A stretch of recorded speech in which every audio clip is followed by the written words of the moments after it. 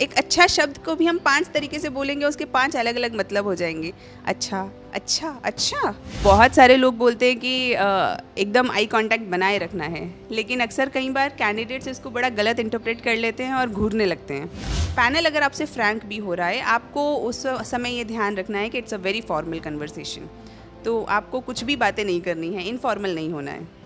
देश भर में लाखों छात्र यूपीएससी के लिए, सिविल सर्विस के लिए तैयारी करते हैं ताकि आईएएस बने। सपना होता है आईएफएस बनने का, बड़े बड़े पदों पर बैठने का। और देखिए, जब हम यूपीएससी का एग्जाम देते हैं तो छात्रों के मन में तमाम सवाल होते हैं कि कैसे प्रीलिम्स दें, मेंस दें, और अब देखिए इंटरव्यू की बारी आ गई है तो कैसे इंटरव्यू दें। आज हम इस पर बात करेंगे और इस पर बात करने के लिए हमारे साथ एक बेहद ही खास मेहमान जुड़ी हुई हैं।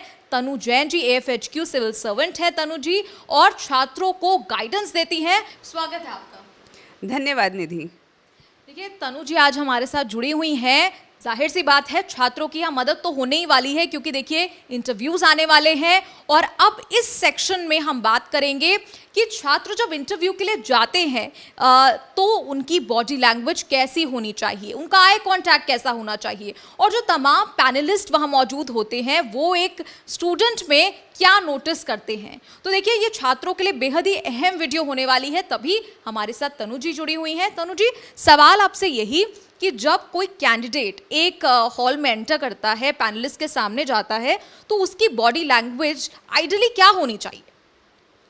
जैसे ही कोई कैंडिडेट पैनल के सामने आता है, वहीं से उसका एक जजमेंट चालू हो जाता है। तो पैनलिस्ट ये देखना चाहता है कि क्या ये व्यक्ति एक ऑफिसर बन सकता है। तो एक ऑफिसर के क्या क्या क्राइटेरियाज हैं, वो सब उसमें फुलफ़िल होते हैं या नहीं।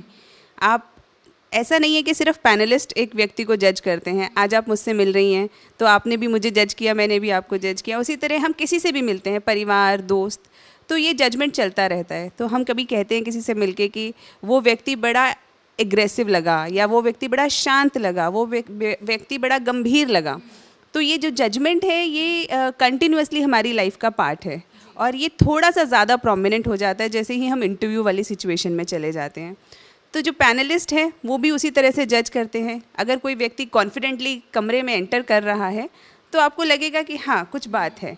अगर कोई ऐसे ढुलक पुलक से थोड़ा अंडर कॉन्फिडेंस से इधर उधर देखते हुए एंटर करेगा तो आपको कहीं ना कहीं खुद ही वो पैनल भी उसी तरह से जज करता है कि किस तरीके से वो व्यक्ति एंटर कर रहा है, किस तरीके से, किस शिष्टाचार के साथ व्यक्ति अंदर आने की अनुमति मांग रहा है, या फिर उनको ग्रीट कर रहा है, गुड मॉर्निंग, गुड आफ्टरनून, सही समय के हिसाब से क्या वो ग्रीटिंग्स आ रही हैं। और जब वो व्यक्ति दे रहा है तो क्या वो बॉडी लैंग्वेज के अंदर वो झलक रहा है, क्या वो आपकी आंखों के अंदर वो इज्जत आ रही है या नहीं, या सिर्फ शब्द ही निकल रहे हैं। देखिए अगर हम शुरू से शुरू करें, मान लीजिए मैं कैंडिडेट हूँ और मैं आपके सामने आती हूँ, आप एक पैनलिस्ट हैं, तो क्या मतलब अंदर आते ही क्या मे आई कम इन, एक शिष्टाचार की बात है। जैसे आपने कहा, मैं कहूँगी मे आई कम इन, उसके बाद I will greet you, good morning, good evening, good afternoon. तो उसमें कैसे एक कैंडिडेट को शुरुआत करनी चाहिए अंदर आते ही? सबसे पहले तो बहुत ही कॉन्फिडेंस और बहुत ही एक पॉजिटिव एटीट्यूड लेके एंटर करना चाहिए, क्योंकि जब आप एंटर कर रहे हैं, इंटरव्यू तक अगर आप पहुँचे हैं तो अपने आप के अंदर ये बहुत ही बड़ा अचीवमेंट है आपके लिए। तो इसलिए आपको उस बात के लिए बड़ा खुश होना चाहिए। तो ऐसे दुखी, परेशान और उदास से होके एंटर ना करें कि कई बच्चे ऐसे एंटर करते हैं जैसे कितना बोझ के तले दब गए हैं, अब इंटरव्यू जैसे तैसे ख़त्म करके बाहर निकलना है। तो उस तरीके की आपका एटीट्यूड नहीं होना चाहिए। तो एंटर करें एकदम कॉन्फिडेंट, खुश, अच्छे से एंटर करें, और बहुत ही विनम्रता के साथ, बहुत ही हम्बलनेस के साथ आप ग्रीट करें, क्योंकि पैनलिस्ट कोई ऐसा नहीं है कि वो आपके दुश्मन नहीं है, आपको निकालने के लिए नहीं है, वो आपको सेलेक्ट करने के लिए वहाँ बैठे हैं। तो आप जैसे आप किसी घर के बड़े को इज़्ज़त देते हैं, आप बस उतनी ही इज़्ज़त दे के उन्हें ग्रीट करें। और वो आपको चेयर लेने के लिए बोलेंगे कि आप चेयर पे बैठिए, तो आप उनकी इजाज़त से अपनी सीट लें। सीट पे बैठने का भी तरीका है, ऐसा नहीं कि खड़ खड़ खूब चेयर को हिलाया, इधर उधर किया। तो इससे थोड़ा सा डिस्ट्रैक्शन होता है। फ्लॉलेस तरीके से, एक एलिगेंस जिसे कहते हैं, उस एलिगेंस के साथ आप चेयर पे बैठिए, और उसके बाद तो फिर सवालों के जवाब चालू हो जाएंगे। और देखिए, मान लीजिए आपको किसी सवाल का जवाब ना भी आता हो, या मान लीजिए आप अंडर कॉन्फिडेंट भी हो रहे हो, क्योंकि नर्वसनेस तो जाहिर सी बात है होती ही है। तो ऐसे में आई कांटेक्ट भी बेहद ज़रूरी होता है कि कैसे 5 पैनलिस्ट हैं, आप उनके साथ कैसे आई कांटेक्ट मेंटेन करें कि पांचों जो लोग हैं वो आपका जो सही आप जो इंसान है वो ही बनकर निकले उनकी नज़र। आई कांटेक्ट को लेके बड़ा एनिग्मा है मार्केट में। तो बहुत सारे लोग बोलते हैं कि एकदम आई कांटेक्ट बनाए रखना है, लेकिन अक्सर कई बार कैंडिडेट्स इसको बड़ा गलत इंटरप्रेट कर लेते हैं और घूरने लगते हैं। तो ये बड़ा नेचुरल प्रोसेस है। और आई कांटेक्ट किस लिए ज़रूरी है? क्योंकि वो एक ट्रस्ट बिल्डिंग एक्सरसाइज है। हम कहते हैं ना कि एक आंखें जो होती हैं वो व्यक्ति का आईना होती हैं। तो अगर आप किसी की आंखों में देख रहे हैं तो एक ट्रस्ट डेवलप कर रहे हैं, लेकिन अगर ज़बरदस्ती देख रहे हैं तो वहीं पे वो जो ट्रस्ट है वो टूट भी रहा है, या फिर आप उससे आंखें चुरा रहे हैं तो ट्रस्ट टूट रहा है। तो जो आई कांटेक्ट है बड़ा नेचुरल होना चाहिए। जैसे आप परिवार के किसी जन को देखते हैं प्यार से इन द सेंस ऐसे ऐसे बहुत वैसा प्यार नहीं, लेकिन एक इज्जत से आप उनको एक हाई रिगार्ड में जब आप किसी को देखते हैं तो बस उतनी ही नज़र से आपको देखना है। जिससे बात कर रहे हैं उस व्यक्ति की तरफ देखना है। जैसे अगर मैं आपसे बात कर रही हूँ, मुखातिब हूँ, और अगर मैं इधर देख के बात करूँ या उधर देख के बात करूँ तो उससे क्या होगा, आपको लगेगा शायद मैं आप पे ध्यान नहीं दे रही हूँ। तो वो फीलिंग किसी भी पैनलिस्ट के मन में नहीं आनी चाहिए कि ये जो व्यक्ति है ये हमें इग्नोर कर रहा है, क्योंकि ultimately they are the people जो एक कलम से नंबर लिखेंगे और आपकी कहानी लिखी जाएगी। तो वो बहुत ज़रूरी है कि आप हर व्यक्ति को उतना ध्यान दें जितना कि ज़रूरी है। वो सवाल पूछ रहा है, उस सवाल का जवाब देते समय कांटेक्ट रखिए। बीच में थोड़ा सा इधर उधर सबको ग्लैंस कर सकते हैं, वो भी नेचुरल होना चाहिए। ऐसा नहीं होना चाहिए, कई बार बच्चे इस बात को इस तरह से पकड़ लेते हैं कि कोई सवाल कर रहा है और बीच में टक टक टक टक ऐसे करते रहते हैं, तो ऐसा भी नहीं करना है। तो बहुत नेचुरल तरीके से आप सबको देखें, जो बात कर रहा है सबसे पहले तो सबसे ज़्यादा उसी को ध्यान से, मतलब ऐसा ध्यान से देखना है, घूरना नहीं है। देखिए, ध्यान से देखना है, घूरना नहीं है, बिल्कुल भी नहीं। और देखिए तनु जी, कहा जाता है कि first impression is the last impression. तो क्या ये फर्स्ट इंप्रेशन कैंडिडेट के अंदर घुसने से ही बनता शुरू हो जाता है, यानी हम एंटर हुए और वो फर्स्ट इंप्रेशन तमाम पैनलिस्ट को एक आ गया है? अक्सर ये बात सत्य हो जाती है कि जब कोई व्यक्ति जिस कॉन्फिडेंस से वो एंटर करता है, बैठता है, शुरुआत करता है बातचीत की, तो हर पैनलिस्ट अपने मन में एक इमेज बना लेता है। लेकिन ऐसा भी नहीं है। बहुत सारे कैंडिडेट्स हमने अपनी जब इंटरव्यूज़ लिए तो उसमें देखा कि कुछ कैंडिडेट्स शुरुआत में थोड़े से अंडर कॉन्फिडेंट थे, शुरुआत में उनकी उस तरह से पर्सनालिटी निखर के नहीं आई, लेकिन जैसे ही सवालों जवाबों का सिलसिला शुरू हुआ तो उन्होंने एकदम सबको चौंका दिया। उन्होंने अपनी नॉलेज से, अपने बात करने के तरीके से और अपने डिसीजन से, जो डिसीजन मेकिंग है, सिचुएशनल क्वेश्चंस पूछे, तो उनसे उन्होंने अपने आप को उस लेवल पे ले गए जहाँ पे शुरुआत में शायद उन्हें नहीं सोचा था। तो हाँ, फर्स्ट इंप्रेशन का बहुत अंतर पड़ता है, क्योंकि वहाँ से आपके मार्क्स का एक लेवल सेट कर लेते हैं कि किस तरीके के क्वेश्चंस आगे पूछे जाएंगे। तो अगर लगता है कि हाँ ये कैंडिडेट बहुत स्मार्ट लग रहा है तो उससे उतनी ही लेवल और उतनी ही नॉलेज के क्वेश्चंस पूछने लगते हैं पैनलिस्ट। मेरा एक सवाल ये भी है कि क्या, देखिए, कैंडिडेट्स अंदर जाते हैं, पैनलिस्ट के सामने अपीयर होते हैं, लेकिन इसमें पैनलिस्ट का भी कहीं ना कहीं रोल रहता होगा कि वो कितना कंफर्टेबल करा देते हैं। यानी ज़रूरी नहीं कि हर किसी की बॉडी लैंग्वेज A1 हो, हर कोई बहुत कॉन्फिडेंट दिखे, तो इसमें पैनलिस्ट का भी कहीं ना कहीं रोल रहता होगा कि वो एनवायरनमेंट को कितना कंफर्टेबल कर देते हैं आपके लिए। बिल्कुल, इसीलिए अलग अलग पैनल्स में अलग अलग रिएक्शंस और बच्चों के जो प्रेफरेंसेस रहते हैं वो अलग रहते हैं। लेकिन अल्टीमेटली जज यहाँ पे कैंडिडेट हो रहा है, तो अगर आपको पैनल कंफर्टेबल करे या ना करे, इस पे आपको अपनी पर्सनालिटी पे अंतर नहीं डालना है, अपने कॉन्फिडेंस में अंतर नहीं लेकर आना है। क्योंकि कई बार ऐसा भी होता है कि पैनल जो होता है वो अपने सोच के हिसाब से थोड़ा सा स्ट्रिक्ट रहने की कोशिश करता है, ये देखने के लिए कि क्या आप घबरा जाते हैं।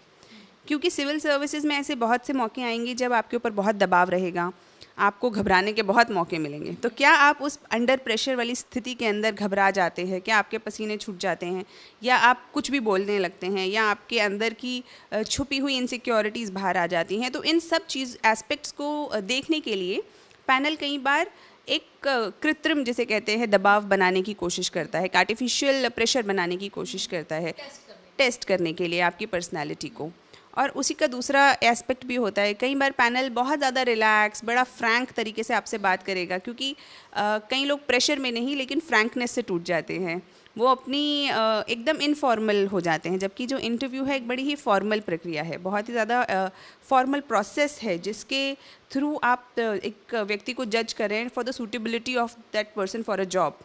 तो कई बार पैनल अगर आपसे फ्रैंक भी हो रहा है, आपको उस समय ये ध्यान रखना है कि it's a very formal conversation, तो आपको कुछ भी बातें नहीं करनी है, इनफॉर्मल नहीं होना है। मतलब फ्रैंकनेस का मतलब ये नहीं है कि आप कुछ भी बोल दें वहाँ पर।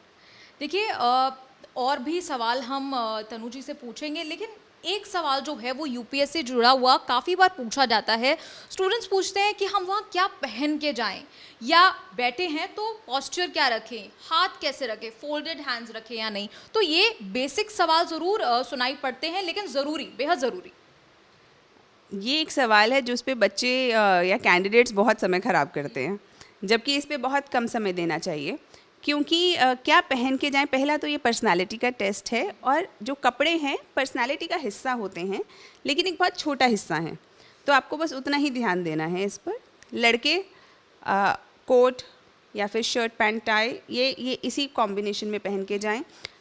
लेकिन जो भी वो पहने उसके अंदर कलर और फॉर्मल, दो चीज़ें बहुत ज़रूरी होनी चाहिए कि फॉर्मल होना चाहिए, कोट्स पे कुछ ऐसे चमकीले या लाइनिंग या इस तरीके की चीज़ें नहीं हो, और जो शर्ट है वो प्लेन शर्ट हो, आपके कोट पैंट से मैचिंग की हो। उसी तरह जो शूज़ हैं वो भी फॉर्मल शूज़ होने चाहिए, स्पोर्ट शूज़ या इस तरीके के कोई शूज़ नहीं होने चाहिए। तो आपकी जो लुक है, आप खुद अपने आप को शीशे में देखें, जब आप कपड़े पहने तो आप खुद देखें कि क्या मैं एक ऑफिसर टाइप लग रहा हूँ या नहीं। उसी तरह जो गर्ल्स हैं वो अपने आप को मतलब मेरे को ऐसा लगता है कि साड़ी में बहुत अक्सर लड़कियाँ अच्छी लगती हैं और बहुत फॉर्मल अटायर है। आप सूट भी पहन सकते हैं, सूट भी अपने आप में बहुत फॉर्मल अटायर है। तो आप सूट या साड़ी जो आपको, जिसमें आप कंफर्टेबल हों, उसमें आप उस ड्रेस को चुनें। कई बार मैंने ऐसा देखा है कि कई गर्ल्स ने कभी साड़ी पहनी नहीं होती, वो उसमें कंफर्टेबल नहीं है, लेकिन क्योंकि सब कह देते हैं कि साड़ी पहनिए, तो वो बड़ा ही अटपटे बड़े ही बोझिल तरीके से वो साड़ी को कैरी कर लेती हैं, तो उससे भी बचना चाहिए। तो अगर आप सूट में कंफर्टेबल हैं, सूट लें। साड़ी जो होनी चाहिए वो फॉर्मल लुकिंग होनी चाहिए। जैसे कि आप अक्सर देख लीजिए, तो यूट्यूब से तो खैर अब बहुत ज़्यादा लोगों को एक्सपोजर हो भी गया है। आप देखें कि सीनियर ऑफिसर्स जो हैं वो कैसी साड़ी पहनती हैं, या फिर आप हाई डिग्नेटरीज़ को देखेंगे, आपको खुद ही समझ में आ जाएगा कि एक फॉर्मल लुक क्या है। नॉर्मल ऐसा कलर जो आपको सूट करता हो, बहुत चमकीला ना हो, बहुत भड़कीला ना हो, और एक सिंपल बॉर्डर के साथ आप साड़ी पहन सकते हैं। और मौसम के हिसाब से गर्मी है तो कॉटन, सर्दी है तो सिल्क भी पहन सकते हैं। और ज़्यादा ज्वेलरी वगैरह ना पहने, जितना कम, जितना सिंपल, जितने सिंसेयर आप लगेंगे उतना ही ज़्यादा इम्प्रेसिव आपका लुक होगा। तो वो लुक आपका ऑफ कोर्स फर्स्ट इम्प्रेशन बनाने के लिए, जैसा हम पहले बात कर रहे थे, वो ज़रूरी है, लेकिन बाद में सारी चीज़ें आपकी नॉलेज, आपकी डिलीवरी ऑफ योर कम्युनिकेशन, उन सब पे डिपेंड करेगी। देखिए तनु जी, कुल मिलाकर अगर माने तो कुल जो अंक होते हैं उनमें से बॉडी लैंग्वेज, क्योंकि आज हम बॉडी लैंग्वेज पर फोकस कर रहे हैं, बात कर रहे हैं, आई कांटेक्ट कैसा होना चाहिए, कॉन्फिडेंस कैसा दिखना चाहिए, तो कुल जो मार्क्स होते हैं उसमें बॉडी लैंग्वेज पर कितने मार्क्स जो आधारित होते होंगे, मतलब बहुत ज़्यादा है बहुत कम? मुझे यूपीएससी का नहीं पता, लेकिन एक जनरल परसेप्शन, पर्सनालिटी जो है वो, उससे आप बॉडी लैंग्वेज बहुत इम्पॉर्टेंट है। जैसे कि अगर बताया जाए कि एक ही बात को कहने के कई तरीके हो सकते हैं। अच्छा, एक अच्छा शब्द को भी हम 5 तरीके से बोलेंगे, उसके 5 अलग अलग मतलब हो जाएंगे। अच्छा अच्छा अच्छा, तो आप देख रहे हैं, एक में शायद सिर्फ आप सिंपल बात कर रहे हैं, एक में सरकाज़म आ गया, और इसमें हमने शब्द को बदला नहीं है, सिर्फ बॉडी लैंग्वेज को बदला है। तो उसी तरह से जब कैंडिडेट कोई जवाब दे रहा है तो उसकी बॉडी लैंग्वेज से एक सच्चाई या उसके अंदर की बनावट झलक जाती है। तो वो बहुत ज़रूरी है कि आप जवाब तो सब वही दे रहे हैं, जवाब आप कैसे बदलेंगे। अगर मैं आपसे पूछूं क्या आप लोगों की मदद करना चाहते हैं, आप जवाब कैसे बदलेंगे? आप बोलेंगे हाँ, हम बिल्कुल करना चाहते हैं। लेकिन जिस कन्विक्शन, जिस बॉडी लैंग्वेज, आँखों की जिस सच्चाई के साथ आप उस बात को कहेंगे, वो अंतर आ जाएगा। अगर आप कह रहे हैं हाँ बिल्कुल करना है, यही करने आए हैं हम, वो, और एक हाँ करेंगे, तो आप समझ रहे हो, वो बॉडी लैंग्वेज का अंतर है सिर्फ, तो वो अल्टीमेटली आपके सारे मार्क्स का अंतर वहीं से आ जाता है। धन्यवाद तनु जी। देखिए तनु जी ने आज बताया कि जो यूपीएससी के छात्र हैं वो कैसी बॉडी लैंग्वेज रखें, कैसी तैयारी करें, कैसे अपने आप को पैनलिस्ट के सामने प्रेजेंट करें, क्योंकि देखिए ये बेहद ज़रूरी हो जाता है, क्योंकि कहा जाता है कि first impression is the last impression. तो जब आप किसी भी हॉल में, एग्जाम हॉल में भी आप वॉक इन करते हैं तो आपकी सबसे पहले बॉडी लैंग्वेज देखी जाती है। यही वजह है कि बॉडी लैंग्वेज जो एक महत्वपूर्ण एस्पेक्ट यूपीएससी में, सिविल सर्वेंट अगर आप बनना चाहते हैं तो उसके जो इंटरव्यू में है ये बहुत ही इंपॉर्टेंट एस्पेक्ट होता है। इस पर हमने बात की। अगली सीरीज में हम बात करेंगे कि किस तरह के सवाल पूछे जाते हैं, यूपीएससी के जो पैनलिस्ट होते हैं वो एक कैंडिडेट से किस तरह के सवाल पूछते हैं, और अगर आपको सवाल नहीं आता आपको किस तरह मना करना है, ये भी हम आपको बताएंगे। तनु जैन जी आपको एक एक बारीकी इसकी बताएंगी।